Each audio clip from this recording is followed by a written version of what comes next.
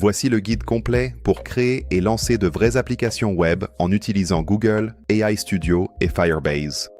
Que vous n'ayez jamais utilisé AI Studio auparavant ou que vous ayez déjà un projet sans savoir quoi faire ensuite, cette vidéo est faite pour vous. Peut-être que vous créez un site web, une application web ou une idée de SaaS à laquelle vous pensez depuis un moment. Quoi que ce soit, je suis là pour vous aider. Et si tout cela vous semble compliqué, ne vous inquiétez pas. J'ai pris le temps de préparer ce tutoriel pour qu'il soit le plus facile à suivre possible. Même si vous n'avez jamais fait quelque chose comme ça auparavant, voici donc le plan de cette vidéo. Nous commencerons par créer l'application dans Google AI Studio. AI Studio est un outil gratuit où vous décrivez l'application que vous souhaitez créer et il génère un projet fonctionnel pour vous. Pas besoin de coder. Nous activerons Firebase pour un back-end opérationnel. Il gère les comptes utilisateurs, une base de données et le stockage de fichiers. Et il est également gratuit pour commencer. On configurera tout, testera l'appli, corrigera les bugs et créera un tableau de bord pour gérer vos utilisateurs et données. Enfin, nous la déploierons sur un domaine réel via l'hébergement.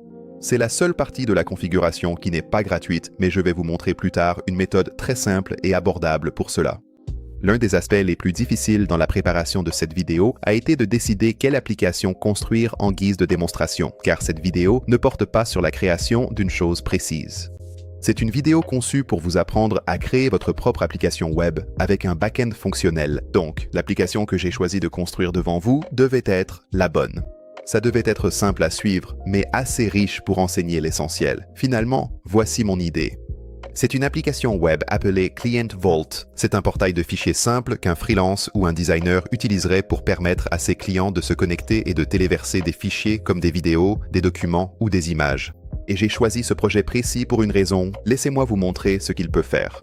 Dans cette application, créez un compte via email et mot de passe pour un accès privé. À votre retour, vos données restent intactes et ne disparaissent jamais. Ils peuvent téléverser des fichiers et ces fichiers sont stockés en toute sécurité dans le cloud. Ils peuvent les consulter, les télécharger, les supprimer et eux seuls ont accès à leurs propres fichiers. Et tout cela fonctionne ensemble. Chaque bouton, chaque page, chaque fonctionnalité communique avec le back-end en coulisses pour que tout fonctionne. Ce n'est pas simplement un design ou un site web statique. C'est une véritable application web. Et tout ce que je viens de vous montrer repose sur 4 éléments. L'authentification des utilisateurs, une base de données, le stockage de fichiers et la connexion de tout cela à l'interface utilisateur. Ce sont les 4 piliers pour construire toute véritable application web. Et c'est exactement ce que je vais vous apprendre dans cette vidéo. Nous allons mettre en place chacun de ces piliers un par un afin qu'à la fin, vous ayez une application web entièrement fonctionnelle. Et il est vraiment important de bien comprendre ces piliers, car ils s'appliquent à tout ce que vous construisez, pas seulement à ce projet. C'est pourquoi j'ai choisi de créer Client Vault comme démonstration pour ce tutoriel. C'est une application simple, mais elle repose sur ces 4 piliers pour fonctionner. Et c'est vraiment le projet idéal pour apprendre les concepts fondamentaux de la création de toute véritable application web. Donc, que vous suiviez ma construction ou que vous l'utilisiez comme guide pour votre propre projet, vous pourrez appliquer ce que vous apprenez ici dans cette vidéo à tout ce que vous créerez ensuite dans AI Studio. Très bien, allons-y et commençons à construire l'application web. Allez sur Google AI Studio via le lien en description et connectez-vous avec votre compte Google. C'est gratuit. Je vais donc aller en haut à droite ici et cliquer sur « Commencer ». Je vais sélectionner mon compte Google juste ici et entrer mon mot de passe.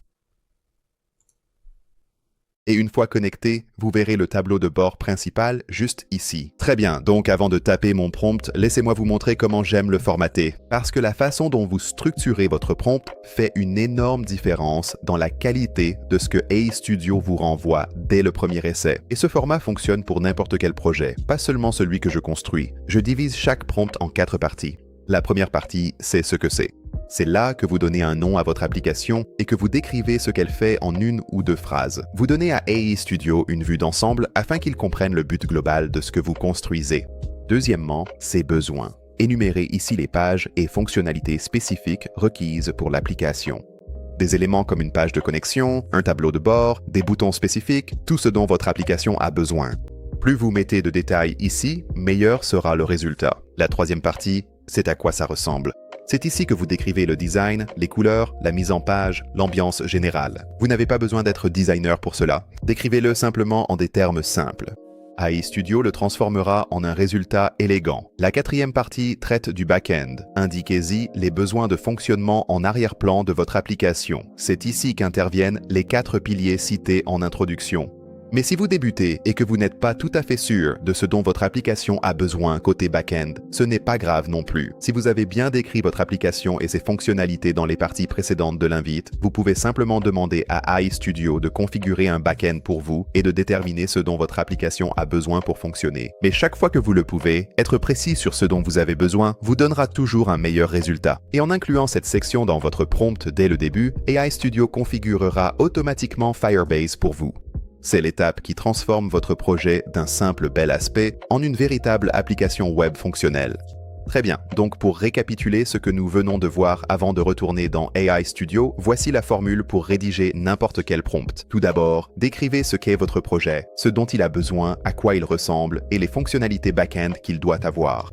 Structurez votre prompt exactement comme ceci pour n'importe quel projet que vous créez dans AI Studio et il s'occupera du reste pour vous. Et je veux mentionner rapidement ici que si tout cela vous semble trop complexe, j'ai en fait déjà créé un guide complet sur Google AI Studio et Firebase, dont le lien se trouve dans la description de la vidéo. Donc, pour l'instant, je vous recommande de descendre dans la description et d'ouvrir ce guide dans un nouvel onglet. Très bien, revenons maintenant à AI Studio et je vais saisir mon prompt juste ici. Ensuite, je vais faire défiler vers le haut et commençons ici au début. J'ai ici la partie « Ce que c'est ». J'indique à AI Studio que je veux créer une application web appelée Client Vault. C'est un portail de fichiers clients où les freelances et les designers peuvent permettre à leurs clients de télécharger et de gérer des fichiers en toute sécurité. Donc ici, je donne à AI Studio une vue d'ensemble en seulement 2 phrases. Et en dessous, j'indique ce dont mon projet a besoin. Je liste toutes les fonctionnalités essentielles. Et tout en bas, j'ajoute également cette phrase. Ceci indique d'inclure toutes les autres fonctionnalités ou options nécessaires au bon fonctionnement de cette application qui ne sont pas listées ici. J'aime inclure cette phrase parce qu'il y aura toujours de petites choses auxquelles on ne pense pas forcément à lister, mais AI Studio saura qu'elles sont nécessaires. Donc, vous lui donnez l'essentiel et vous le laissez combler les lacunes. Et ensuite, en dessous, je décris à quoi mon application devrait ressembler. Ici, je donne simplement quelques indications générales concernant le design du projet. Il n'est pas nécessaire que ce soit quelque chose de très compliqué. Et puis, tout en bas ici, on a un point important. C'est ici que nous listons les fonctionnalités back-end que nous souhaitons. Ici, j'indique à AI Studio que j'ai besoin de l'authentification des utilisateurs, d'une base de données, du stockage de fichiers et de règles de sécurité. Ce sont les 4 piliers dont nous avons parlé dans l'introduction. Et en les mettant ici dans l'invite, AI Studio sait qu'il doit tout configurer automatiquement pour moi. Donc, avec notre prompt prêt, je vais aller en bas à droite ici et cliquer sur Build. Maintenant, ici sur la droite, vous aurez votre panneau de prévisualisation. Et puis sur la gauche, ici, vous aurez un aperçu en direct de ce qui se passe concernant la construction de votre projet. Il se peut également que l'on vous pose des questions concernant votre projet ici à gauche ou à droite. Je vais donc attendre un instant ici et voir ce qui se passe ensuite. Donc, juste ici, on nous pose une question sur l'apparence que nous souhaitons donner au design de notre projet. Nous avons ici plusieurs options différentes. Je peux cliquer sur les flèches pour les parcourir et je pense que je vais choisir celle-ci juste ici. Je vais donc cliquer sur sélectionner ce design, puis attendre quelques instants pour voir si AI Studio a encore besoin de moi. Très bien, donc maintenant, à un moment donné pendant ce processus, vous verrez cette fenêtre contextuelle ici qui dit « Activer Firebase ». C'est AI Studio qui reconnaît que votre application a besoin d'un véritable back-end et il vous demande la permission de le configurer. Allez-y et cliquez sur Activer Firebase. Cela va créer votre projet Firebase, configurer votre base de données, mettre en place l'authentification et connecter le tout à votre application. Tout cela se fait automatiquement simplement en cliquant sur ce bouton. Attendons encore quelques instants ici pour voir ce qui va se passer ensuite. Et une fois que tout est prêt, AI Studio va maintenant vous fournir la version initiale de votre front-end et de votre back-end. Et maintenant, vous pourriez être tenté de commencer à tester votre application, à explorer le design et toutes les pages, mais je vous recommande d'attendre un peu pour l'instant. La première chose à faire ici est d'aller dans le back-end et de vérifier que tout est bien configuré et connecté correctement. AI Studio a mis en place un front-end et un back-end pour nous, mais nous voulons nous assurer que tout est correctement configuré côté back-end avant de commencer à apporter des modifications au front-end. De cette façon, une fois que le back-end est établi, toutes les modifications que vous ferez par la suite seront sur la version finale de votre application. Et rien ne sera écrasé ou cassé. Nous allons donc nous occuper de cela en premier.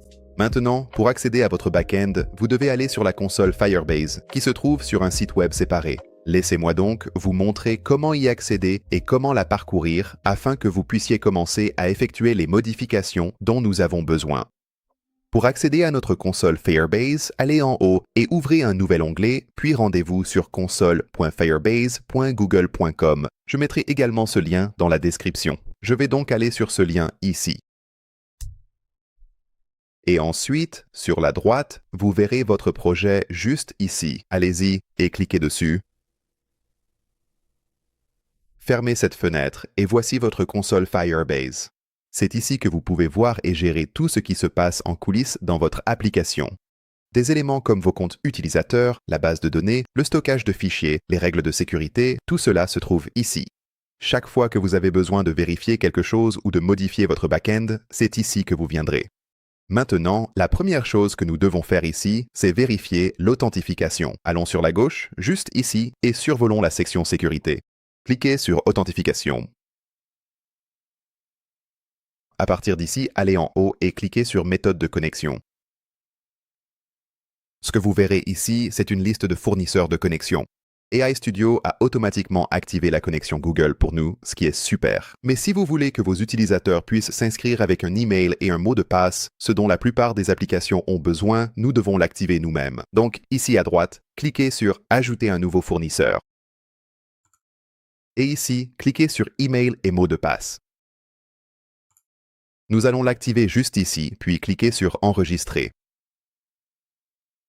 Et maintenant, avec ce changement, nos utilisateurs pourront s'inscrire sur notre application web en utilisant leur email et leur mot de passe. La deuxième chose que nous allons configurer ici, c'est le stockage de fichiers. Dans le menu de gauche, cherchez Bases de données et stockage, puis cliquez sur Stockage ici. Lorsque vous ouvrez ceci pour la première fois, Firebase va vous demander de passer au plan Blaze. Ne vous inquiétez pas, c'est tout à fait normal. Le stockage Firebase nécessite qu'un compte de facturation soit enregistré avant de pouvoir l'utiliser.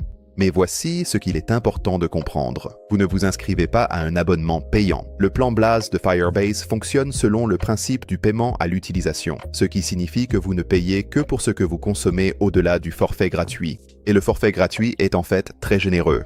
Vous bénéficiez de 5 Go de stockage, d'1 Go de téléchargement par jour et de 50 000 opérations de lecture par jour. Pour vous donner une idée, il faudrait que votre application soit très active pour même s'approcher de ces chiffres. Pour apprendre, développer et tester, il est très probable que vous ne dépensiez pas un centime. Alors cliquons sur Mettre à niveau le projet. Ensuite, faites défiler vers le bas et cliquez sur Créer un compte de facturation Cloud. Cliquez sur Accepter et Continuer. Et ici, vous devrez remplir vos informations de contact et votre méthode de paiement. Et une fois que vous avez terminé, cliquez sur Commencer gratuitement. Maintenant, selon votre méthode de paiement, il se peut qu'une fenêtre s'affiche ici pour demander un prépaiement unique de $10. Google vérifie simplement votre mode de paiement, sans frais Firebase. Une fois crédité, vous recevrez des crédits d'essai gratuits. En cas de clôture du compte, les $10 seront remboursés. Je clique sur OK. Ici, Firebase vous proposera de définir un budget de facturation. Je vous recommande de le fixer à un montant bas. Quelque chose comme $5 suffira. De cette façon, si votre utilisation s'approche de ce montant, Firebase vous enverra un email, donc pas de mauvaise surprise. Vous pouvez considérer cela comme un filet de sécurité. Descendons et cliquons sur Continuer, puis faisons défiler la page ici et cliquons sur Lier le compte Cloud Billing. Et ici, je vais faire défiler vers le bas et cliquer sur Terminer. Ensuite, une fois que tout est configuré, il vous sera demandé de définir un bucket par défaut. Un bucket, c'est simplement l'endroit où Firebase stocke tous vos fichiers téléchargés. Considérez-le comme un dossier dans le cloud qui contient tout ce que vos utilisateurs téléchargent sur votre application. Nous allons choisir l'option d'emplacement sans frais, puis descendre et cliquer sur Continuer. Et ici, nous voulons nous assurer de démarrer en mode production, puis cliquer sur Créer. Très bien, nous venons donc de configurer notre bucket de stockage. C'est ici que seront stockés tous les fichiers que vos utilisateurs téléchargent. Et si vous cliquez sur l'onglet « Règles » ici en haut, c'est là que se trouvent les règles de sécurité pour le stockage de vos fichiers. Nous reviendrons ici un peu plus tard dans la vidéo. Et nous les mettrons à jour une fois que nous aurons configuré quelques autres éléments. Donc, pour récapituler tout ce que nous venons de faire avant de continuer, nous avons configuré avec succès notre bucket de stockage et plus tôt, nous avons activé l'authentification par email et mot de passe. Il y a d'autres éléments dans la console Firebase auxquels nous devrons revenir un peu plus tard dans la vidéo. Mais pour l'instant, ce sont les deux choses que nous devions faire ici avant de pouvoir tester notre application. Maintenant, retournons sur AI Studio et informons-le de ce que nous venons de configurer ici dans la console Firebase. De cette façon, vous pouvez vous assurer que tout dans notre application est correctement connecté aux modifications que nous venons d'apporter. Je vais donc retourner sur AI Studio ici et je vais saisir cette instruction. Dans la console Firebase, j'ai activé l'authentification par email et mot de passe en fournisseur. J'ai aussi configuré un stockage Firebase avec un bucket, par défaut en mode production. Assurez-vous que la fonctionnalité de téléchargement de fichiers de l'application est entièrement connectée à Firebase Storage et que le flux d'authentification par email et mot de passe fonctionne correctement aussi bien pour l'inscription que pour la connexion. Ici, ce que nous faisons, c'est donner à AI Studio le contexte précis de ce qui a été modifié dans Firebase côté back-end. Je vous recommande vivement de faire cela chaque fois que vous modifiez quoi que ce soit dans le back-end de votre application avec Firebase. Vous voulez simplement donner à AI Studio le contexte de ce qui a changé. De cette façon, il peut parcourir le code pour vous et s'assurer que tout fonctionne correctement. Alors, envoyons cette invite ici. Attendons quelques instants pour nous assurer que tout est correctement mis à jour. Génial. Comme vous pouvez le constater, tout semble prêt à fonctionner. D'accord. La prochaine étape consiste donc à nous lancer et à commencer à tester notre application web. D'abord, voici l'état actuel. La partie avant est prête, AI Studio a tout généré. Voici notre interface. Les pages, les boutons, la mise en page, tout ce que l'utilisateur voit et avec quoi il interagit, c'est fait. Une base de données est aussi configurée pour notre back-end, créée automatiquement en activant Firebase lors de la création. La base de données stocke toutes les données de votre application et tout ce qu'il faut retenir. Nous avons activé l'authentification par email et mot de passe pour que les utilisateurs puissent se connecter et configurer le stockage pour conserver tous les fichiers que les utilisateurs téléchargent. Et grâce à cette base de données en place, tout cela, chaque compte créé, chaque fichier téléchargé, chaque donnée collectée par votre application, tout cela sera stocké et existera de façon permanente. Maintenant, dans l'introduction, j'ai mentionné les 4 piliers pour mettre en place un véritable back-end pour toute application web. Voici où nous en sommes actuellement. Les 3 premiers piliers, à savoir l'authentification des utilisateurs, une base de données et le stockage de fichiers, sont maintenant en place. Nous arrivons maintenant au dernier pilier, qui consiste à connecter le tout à l'interface utilisateur. Et celui-ci est un peu différent des 3 premiers, car ce n'est pas quelque chose que l'on active simplement pour que ça fonctionne. Cela change en fonction de ce que vous construisez. Chaque application est différente et les éléments à connecter ainsi que les problèmes que vous pourriez rencontrer varieront selon votre projet. Mais voici l'idée générale de la façon dont cela fonctionne avec n'importe quel projet. Nous devons aller dans l'application, tester chaque fonctionnalité et noter tout ce qui ne fonctionne pas comme cela devrait. Dans votre cas, peut-être que la connexion ne fonctionne pas. Vous pouvez le noter. Un bouton dysfonctionne? Notez-le. Qu'il s'agisse d'échecs de téléchargement ou d'enregistrement, notez tout simplement au fur et à mesure. Ensuite, une fois que vous avez tout testé, vous retournez dans AI Studio et vous traitez votre liste, un problème à la fois. Vous décrivez simplement le problème, laissez AI Studio le corriger, testez à nouveau, puis passez au suivant. Et il vaut mieux se limiter à un problème par prompt, afin que chaque correction soit propre et n'en casse pas accidentellement une autre. Maintenant, si vous tombez sur quelque chose qui vous bloque complètement, comme le fait de ne même pas pouvoir vous connecter à votre application, il vaut mieux corriger ce problème tout de suite avec un prompt pour pouvoir continuer à tester le reste de votre application. Vous allez me regarder suivre ce processus pour mon application, et les problèmes spécifiques auxquels je vais être confronté seront probablement différents de ceux que vous rencontrerez selon ce que vous construisez. Mais l'approche générale est exactement la même. Vous testez les choses, vous notez ce qui ne fonctionne pas et vous avancez en utilisant des prompts avec AI Studio. C'est ça le processus et honnêtement, c'est super facile. Très bien, alors commençons à tester notre application. Pour commencer à tester notre application web, allons-y et maximisons le panneau d'aperçu. Cliquez sur ce bouton juste ici et voici à quoi ressemble l'écran de connexion de mon application. Évidemment, le vôtre sera légèrement différent. Dans mon cas, je n'ai pas encore de compte, donc je vais cliquer sur Créer un compte gratuit. Maintenant, avant de saisir quoi que ce soit ici, le premier compte que vous créez sur votre application deviendra votre compte administrateur, plus tard, dans cette vidéo. Assurez-vous donc d'utiliser l'email et le mot de passe que vous souhaitez garder à long terme pour cette application. Ce premier compte servira de test pour l'instant, mais nous lui donnerons plus tard des privilèges d'administrateur. Ainsi, vous pourrez voir tous vos utilisateurs et leurs données au même endroit. Gardez cela à l'esprit en choisissant vos identifiants ici. J'ai déjà rempli mes informations personnelles ici. Je vais donc descendre et cliquer sur Commencer. Une fois dans l'application, votre tableau de bord différera du mien selon vos créations. Vos onglets, fonctionnalités et la disposition générale seront sans doute différents. C'est normal. L'essentiel est d'être connecté sur l'écran principal. C'est ce que vos utilisateurs verront en utilisant votre application. Testons maintenant chaque fonctionnalité pour vérifier son bon fonctionnement. Pour mon application, il s'agit de tester l'envoi, le téléchargement et la suppression de fichiers. Pour la vôtre, cela peut varier selon son usage, mais la méthode reste identique. Vérifiez chaque fonction pour confirmer leur rôle. Je teste la mienne. Je téléverse un fichier ici en cliquant sur Parcourir. Et je vais essayer de téléverser ce fichier juste ici. Faites défiler vers le bas et ici, vous pouvez voir qu'il semble que rien n'ait réellement été téléversé. Voici donc comment nous allons résoudre un problème comme celui-ci. Je vais aller en haut à droite et fermer ceci, puis nous allons revenir sur la partie gauche ici. Si vous constatez que quelque chose ne fonctionne pas dans votre application, vous voudrez travailler avec AI Studio pour lui donner un retour et lui demander de corriger cela pour vous. Donc ici, je vais dire qu'il semble que le téléversement de fichiers ne fonctionne pas. Résolvez ce problème et corrigez-le.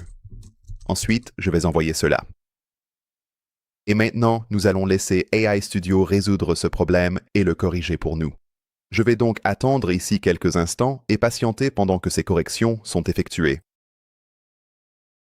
Très bien, voici ce qu'AI Studio a répondu. L'appli est connectée à Firebase Storage et Firestore pour permettre l'envoi de fichiers. Si cette fenêtre s'affiche signalant une erreur de code, cliquez sur Corriger. Et maintenant, nous allons attendre ici encore quelques instants pour laisser ces corrections s'appliquer. On voit ici que les corrections sont faites. Retéléversons donc nos fichiers. J'agrandis la fenêtre. Et comme vous pouvez le voir ici, nous avons un fichier. Donc, si je fais défiler vers le bas, il semble qu'il ait effectivement été téléversé, mais qu'il n'apparaissait tout simplement pas. C'est donc un peu toute l'idée ici. Après avoir créé la première version de votre application web, vous la créez, vous testez tout, vous notez tout ce qui ne va pas, puis vous apportez ces modifications une par une. Donc, juste pour m'assurer que tout fonctionne correctement, je vais cliquer à nouveau sur Parcourir localement. Je vais essayer de téléverser le fichier à nouveau ici. Et je vais faire défiler vers le bas et le voilà. Je vais aussi cliquer sur le bouton de téléchargement pour m'assurer que cela fonctionne. Et ça fonctionne parfaitement ici. Je vais fermer cette fenêtre et essayons également de supprimer le fichier. Je vais cliquer sur l'icône de la corbeille, puis sur Supprimer définitivement. Génial! Cela signifie donc que tout fonctionne correctement avec notre base de données pour le téléchargement de fichiers. Maintenant, testons une autre chose importante. En bas à gauche, je vais cliquer sur « Se déconnecter », puis je vais me reconnecter à mon compte. Se reconnecter. On s'est donc déconnecté, reconnecté et toutes nos données sont toujours là. Cela signifie que notre base de données fonctionne correctement pour stocker les données et les rendre accessibles à vos utilisateurs. L'authentification fonctionne car nous avons pu créer un compte et nous déconnecter et se reconnecter sans problème. Et le téléchargement de fichiers fonctionne désormais aussi. Ce n'était pas le cas auparavant et c'est précisément l'objectif de l'étape de connexion de tous les éléments à l'interface utilisateur. Nous avons dû tester les choses, identifier ce qui ne fonctionnait pas, puis utiliser AI Studio pour corriger le problème. Maintenant que tout fonctionne correctement dans mon application et que le front-end et le back-end communiquent comme ils le doivent, cela signifie que les 4 piliers sont en place. Mon application dispose désormais d'un véritable back-end opérationnel. Passons maintenant à l'étape suivante, qui consiste à configurer votre compte administrateur. Actuellement, chaque utilisateur voit ses propres données et fichiers. C'est le fonctionnement normal. Mais en tant qu'administrateur, vous devez pouvoir tout voir. Vous voulez voir tous vos utilisateurs, toutes leurs données et toutes leurs activités au même endroit. Et c'est à cela que sert un tableau de bord administrateur. Cela s'applique à toute application que vous créez. Si vous gérez un outil SaaS, vous voudrez voir tous vos clients. Si vous gérez une plateforme de cours, vous voudrez voir tous vos étudiants. Pour mon application, je veux pouvoir me connecter et voir tous mes clients ainsi que tout ce qu'ils ont téléchargé depuis un seul écran. Pour mettre cela en place, nous devons faire deux choses. D'abord, nous devons indiquer à AI Studio quel compte est l'administrateur. Et deuxièmement, nous aurons besoin de créer une vue séparée que seul l'administrateur peut voir. Pour trouver l'identifiant utilisateur de votre compte administrateur, nous devons retourner dans la console Firebase. Je vais donc l'ouvrir ici en haut, puis cliquer sur Authentification. Et ensuite, assurez-vous d'être dans l'onglet Utilisateur. Ici, vous verrez le compte que vous avez créé précédemment, puis vous verrez l'identifiant utilisateur juste ici. Cliquez sur le bouton Copier, puis revenez sur AI Studio. Je vais réduire le panneau d'aperçu ici, puis nous allons envoyer une autre invite à AI Studio. J'ai une invite que vous pouvez copier-coller pour cela, elle se trouve dans le guide lié dans la description. Je vais donc la copier depuis le guide, puis la coller juste ici. Je vais faire défiler vers le haut ici. Et juste ici, j'ai déjà collé mon identifiant utilisateur admin. Mais vous devrez remplacer ceci par l'identifiant utilisateur que vous avez copié depuis Firebase il y a un instant. Et je veux aussi préciser ici que cette invite pour ajouter un tableau de bord administrateur à votre application n'est qu'un point de départ. N'hésitez absolument pas à ajuster cette invite. Vous pouvez facilement retirer ou ajouter différents éléments selon ce que vous souhaitez dans votre tableau de bord administrateur. Donc, avec cette invite prête, je vais l'envoyer. Ensuite, nous allons attendre ici encore quelques instants et laisser AI Studio faire son travail. Très bien, super. Et maintenant, la prochaine chose à faire est de retourner sur la console Firebase et de s'assurer que les règles de sécurité ont bien été mises à jour. Revenons donc sur la console Firebase, puis descendons jusqu'à Bases de données et stockage pour trouver Firestore. Nous allons cliquer ici, puis cliquer sur Sécurité. Et ensuite, si je fais défiler ici, vous verrez ce bloc juste là où il est écrit « Function is admin ». Et puis, à la ligne suivante, il y a mon identifiant utilisateur juste ici. C'est cette ligne qui indique à Firebase quel compte a un accès administrateur. Si votre identifiant utilisateur s'y trouve, alors tout est bon. Dans la plupart des cas, AI Studio met à jour ces règles automatiquement lorsque vous envoyez l'invite d'administration. Mais si, pour une raison quelconque, vous ne voyez pas votre identifiant utilisateur dans les règles, ou si votre tableau de bord administrateur n'affiche pas tous les utilisateurs, retournez simplement sur AI Studio et indiquez-le lui, pour s'assurer que les règles de sécurité de Firestore étaient à jour. Par exemple, je vais donc revenir à AI Studio et ensuite envoyer cette invite. Assurez-vous que les règles de sécurité Firebase sont entièrement à jour. Vérifiez mon identifiant utilisateur. Est présente et j'ai accès à toutes les données. Dans mon cas, mes règles de sécurité sont déjà à jour, mais je vais quand même envoyer cette invite. Génial. Maintenant que vous avez envoyé cette invite, vos règles de sécurité devraient être opérationnelles. Si vous voulez vérifier une seconde fois, vous pouvez toujours retourner dans Firestore et consulter l'onglet Sécurité, mais AI Studio devrait pouvoir tout gérer pour vous ici. Maintenant, la prochaine chose à faire est de s'occuper des règles de stockage. Différentes des règles de sécurité de la base de données, elles ne se synchronisent pas toujours automatiquement. C'est crucial car les règles de stockage gèrent l'accès aux fichiers importés. Si votre compte administrateur n'y a pas accès, vous ne verrez pas les fichiers des utilisateurs sur le tableau de bord après déploiement. Nous allons donc actualiser ces règles manuellement pour garantir le bon fonctionnement. Revenons donc à notre console Firebase et cliquons sur Stockage. Ensuite, cliquez sur Règles, puis nous allons tout sélectionner ici et supprimer cela. Et encore une fois, si vous consultez le guide lié dans la description, j'ai des règles de stockage à copier-coller que vous pouvez remplacer directement ici. Je vais donc recopier cela du guide. Je vais ensuite le coller ici, et enfin, assurez-vous, tout à la fin, de mettre à jour votre identifiant utilisateur ici même. Il suffit donc de sélectionner ceci et de le remplacer par votre véritable identifiant utilisateur. Une fois cela saisi, cliquez sur Publier. Nous reviendrons ensuite à AI Studio. Avant de continuer, veuillez patienter 1 à 2 minutes, le temps que tout se synchronise. Génial. Et maintenant, une fois cela fait, nous savons que les règles de stockage sont correctement configurées et que tout fonctionnera correctement lors du déploiement. Voyons maintenant à quoi ressemble notre panneau d'administration. Je vais commencer par aller en haut de cette page et la rafraîchir.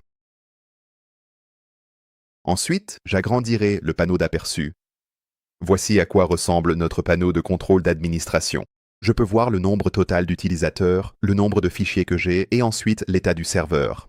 Et juste ici, je peux voir mon compte utilisateur. Maintenant, pour mon panneau de contrôle d'administration, je veux m'assurer qu'il suit bien les nouveaux utilisateurs également et que je peux lire et télécharger leurs fichiers. Je vais donc cliquer sur Déconnexion en bas à gauche, puis je vais créer un autre compte. Je remplis ces informations ici, puis je m'inscris juste là. Et maintenant, je vais à nouveau téléverser ce fichier de test. Double-cliquez dessus ici. On voit ici en bas que c'est téléversé. Je me déconnecte et je vais me reconnecter à mon compte administrateur. Reconnectez-vous ici. Voyez, j'ai maintenant 2 utilisateurs. Je vois qu'ils ont envoyé un fichier en cliquant sur « Gérer les données ». Et je peux voir ce fichier de test que nous avons téléversé sur ce compte. Et c'est là toute la puissance d'avoir une console d'administration. Je peux voir tous mes utilisateurs, leurs emails, la date à laquelle ils se sont inscrits et combien de fichiers chacun a téléversé. Peu importe combien d'utilisateurs s'inscrivent à votre application, vous aurez toujours une vue d'ensemble claire de tout ce qui se passe dans votre panneau de contrôle administrateur. Les données utilisateurs restent privées. Chacun ne voit que les siennes. Notre application est désormais fonctionnelle. Elle inclut compte, base de données, stockage, règles de sécurité et tableau de bord. Maintenant, il faut mettre tout cela en ligne sur Internet. Alors, enregistrons-le sur GitHub et déployons-le. Je vais donc réduire ceci ici, puis cliquer sur Paramètres en haut à droite. Cliquez sur cette flèche et cliquez sur GitHub. Cliquez sur Se connecter à GitHub pour continuer. Et si vous avez déjà un compte GitHub, vous pouvez vous connecter directement ici. Mais si vous n'avez pas encore de compte, vous pouvez vous inscrire ici en bas. Dans mon cas, je vais cliquer sur Continuer avec Google. Je vais me connecter avec mon compte juste ici. Ici, vous pouvez choisir votre nom d'utilisateur. Vous pouvez choisir votre pays ou région. Puis faites défiler vers le bas et cliquez sur Créer un compte. Ensuite, faites simplement défiler vers le bas et cliquez sur Installer et Autoriser. Et maintenant, ici, nous allons devoir créer un dépôt. Un dépôt est simplement un espace sur GitHub où votre site web ou application web sera stocké. Nous l'utiliserons plus tard pour le déployer réellement sur Internet. Donc ici, je vais simplement écrire Client Vault Web App et pour la description, je vais mettre Application Web Tutoriel. Et pour la visibilité, je vous recommande de laisser cela en privé. Descendez et cliquez sur Créer un dépôt GitHub. Ensuite, faites défiler jusqu'en bas et cliquez sur Mettre en scène et validez tous les changements. Notre application est sur GitHub. Nous sommes donc prêts pour le déploiement. C'est super. Mais comment la mettre en ligne pour que les gens puissent la visiter? Il nous faut un hébergement. Pour rappel, c'est louer un serveur en ligne 24h/24 et 7j7. Ainsi, votre application est toujours accessible. C'est le seul élément payant, mais il est nécessaire car sans cela, votre appli n'a pas d'adresse sur Internet. Il y a plein d'options d'hébergement, mais le plus simple pour les projets AI Studio surtout, c'est Hostinger. Hostinger se connecte directement à GitHub. Chaque fois que vous poussez une modification, il redéploie votre application. Vous n'avez plus à vous soucier des mises à jour manuelles. Hostinger supporte nativement la technologie d'AI Studio, donc aucune configuration n'est nécessaire. Profitez aussi d'un domaine gratuit la première année, ce qui offre à votre application une URL professionnelle plutôt qu'une suite de caractères. Et le prix est vraiment abordable pour ce que vous obtenez. Inscrivez-vous donc sur Hostinger. Pour une remise exclusive, utilisez le lien à l'écran ou celui dans la description de la vidéo. Ce lien vous mènera à la bonne page de configuration et vous garantira d'obtenir le tarif le plus bas possible. Très bien, je vais donc aller sur ce lien en haut de la description de la vidéo. Et une fois que vous aurez cliqué sur ce lien, vous arriverez directement sur cette page. Cliquez sur « Commencer maintenant ». Et ensuite, ici en bas, nous allons chercher l'offre Business. La raison pour laquelle nous avons besoin de cette offre en particulier, c'est que si je descends ici, vous verrez qu'elle inclut 5 applications web Node.js gérées. Et c'est la fonctionnalité dont nous aurons besoin. Donc, faisons défiler vers le haut et cliquons sur « Choisir l'offre ». Ensuite, ici, commencez par choisir votre période de facturation. Par défaut, cela sera réglé sur 48 mois. Cependant, vous pouvez également passer à des offres de 24 mois, 12 mois ou 1 mois. Pour cette vidéo, je vais choisir l'option 12 mois. Ici, on a toujours des économies et un domaine gratuit la première année. En bas, vous pouvez entrer votre domaine plus tard. À droite, vérifiez votre commande. N'oubliez pas la réduction supplémentaire via le premier lien en description. Une fois que vous êtes prêt, descendez et cliquez sur « Continuer ». Ensuite, sur cette page, juste ici, vous devez créer un compte Hostinger. Donc, saisissez votre adresse email et créez un mot de passe, puis cliquez sur « S'inscrire ». Entrez votre adresse de facturation et vos coordonnées bancaires. Payez et on se retrouve à l'étape suivante. Très bien, ici vous serez dirigé vers l'onboarding de Hostinger. Selon le moment, ce processus peut varier légèrement, mais même s'il change un peu, les étapes globales restent les mêmes. Alors, suivez simplement du mieux que vous pouvez. Pour cette première question ici, je vais dire que je crée ce site web pour moi-même. Je souhaite créer un nouveau site. En bas à droite ici, je vais cliquer sur « Passer la personnalisation ». Et puis, lorsque vous arrivez sur cette page, vous verrez 3 options. Vous devrez faire défiler la page ici et chercher l'option qui indique « Application web Node.js ». C'est ce qui va nous permettre de déployer via GitHub. Alors cliquez dessus, puis cliquez sur « Suivant ». Et ici, vous pouvez réclamer votre nom de domaine gratuit pour la première année. Donc ici, je vais taper clientvolttutorial.com et comme vous pouvez le voir, ce domaine est gratuit pour la première année. Je vais donc le réclamer et cliquer sur « Suivant ». Et ici, vous devrez vérifier les informations du propriétaire du nom de domaine. C'est à cette personne que votre domaine sera enregistré, alors vérifiez que toutes les informations sont correctes ici. Et ensuite, après avoir tout rempli, cliquez sur « Enregistrer ». Ici, il se peut que vous receviez un SMS envoyé à votre numéro de téléphone. Saisissez votre code ici et cliquez sur « Vérifier ». Super, votre domaine est prêt. Ici, cliquez sur « Connexion via GitHub ». Puis sur cet écran-ci, choisissez d'autoriser Hostinger sur tous vos dépôts ou certains d'entre eux. Je choisis tout, défile vers le bas et clique sur « Installer » et « Autoriser ». Ensuite, ici, vous devriez voir le dépôt que nous avons créé dans Google AI Studio il y a quelques instants. Je vais cliquer sur mon dépôt ici et cliquer sur « Continuer ». Et ensuite, ici, la première chose à faire est de changer le pré-réglage du framework. Allez-y et cliquez dessus, puis faites défiler tout en bas. Vous cherchez cette option juste ici, appelée « Vite », cliquez dessus. Puis faites défiler cette page vers le bas. Cherchez les variables d'environnement. À côté de cela, cliquez sur « Ajouter ». Nous allons ajouter ici quelques variables d'environnement en utilisant une clé API. Si votre projet Google AI Studio utilise des fonctionnalités d'IA, comme un chatbot, la génération d'images ou tout autre outil alimenté par l'IA, ces fonctionnalités ne fonctionneront pas après le déploiement à moins que nous ajoutions une clé API. Alors, réglons cela maintenant. Revenons sur Google AI Studio et je vais fermer ceci. Cliquez sur « Retour au début ». Cliquez sur « Tableau de bord ». Et ici, vous arriverez sur les clés API. Sur la droite, cliquez sur « Créer une clé API », puis cliquez sur « Créer une clé », puis cliquez sur « Copier la clé » et revenez sur Hostinger.